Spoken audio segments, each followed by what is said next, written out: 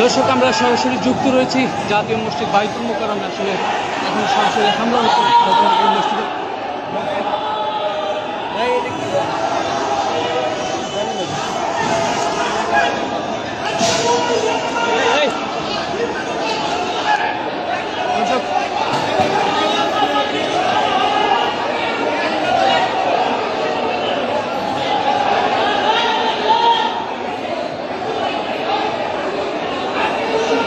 দর্শক, সরাসরি যুক্ত রয়েছি বাইতুল মোকাররম মসজিদে। আসলে এখানে হামলা হচ্ছে সাধারণ মুসল্লিদের সাথে।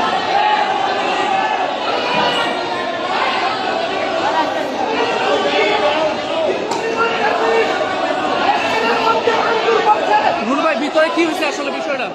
আজকে স্বাভাবিকভাবে আমরা নামাজে আসছি, আমাদেরকে রুহুল আমিনের সন্ত্রাসীরা আওয়ামী লীগের গোপালগঞ্জ থেকে মাদ্রাসা থেকে লোকজন নিয়ে এসে আপনারা দেখেন মসজিদের ভিতরে ভাঙচুর করছে। মসজিদের ভিতরে ভাঙচুর করছে। রুহুল আমিন জোর করে নামাজ পড়াবে, নামাজ পড়া মুসল্লিদেরকে আক্রমণ করেছে, মুসল্লিদেরকে মসজিদের মধ্যে মেরেছে। আমরা ঢাকাবাসীকে অনুরোধ করবো, ঢাকাবাসী আজকে আমাদেরকে হামলা করেছে আওয়ামী লীগের ফাঁসিবাজ রুহুল আমিন আজকে মুসল্লিদেরকে হামলা করেছে। ঢাকাবাসীকে আহ্বান করবো, সবাই ঢাকাবাসী বাইতুল মোকাররমে সবাই আসেন প্লিজ, সবাই।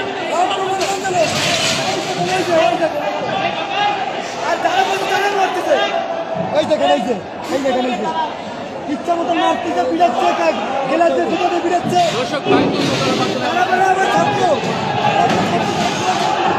বাইতুল মোকাররমে মাদ্রাসা শিক্ষার্থী দর্শক একটি রণক্ষেত্র আসলে হবে বাইতুল মোকাররম। আমি দর্শক যেমনটি দেখছিলাম, আসলে মুফতি রুহুল আমিনের অনুসারীরা আসলে ভিতরে, তারা মুফতি রুহুল আমিনের অনুসারীরা আসলে ভিতরে সাধারণ মুসল্লিদের উপরে হামলা করছে। ভাই, উনার একটু নেন তো। দর্শক, বাইতুল মোকাররম আসলে একটি রণক্ষেত্রে পরিণত হয়েছে, এমনকি আসলে আমরা দেখছিলাম। দর্শক, ভয়াবহ পরিস্থিতি বিরাজ করছে। এই যে একজন আহত হয়েছে সাধারণ মুসল্লি, দর্শক এমনটি আসলে আমরা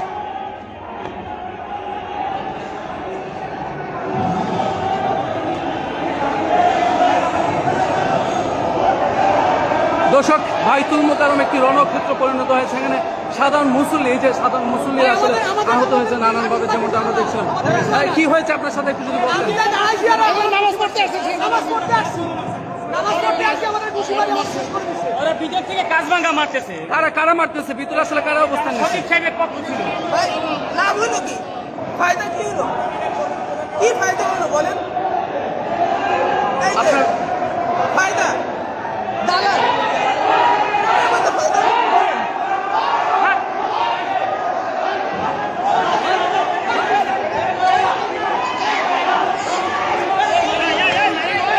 দর্শক, বাইতুল মোকাররম আসলে রণক্ষেত্রে পরিণত হয়েছে। দর্শক, যেমনটি আমরা দেখেছিলাম, আসলে বাইতুল মোকাররম একটি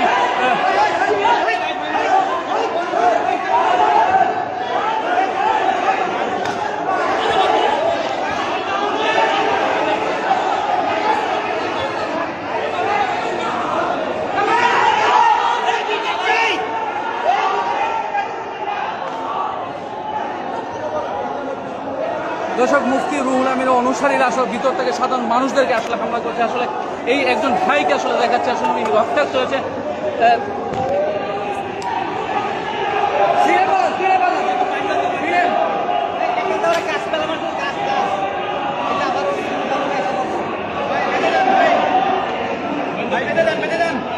সমস্যা নেই।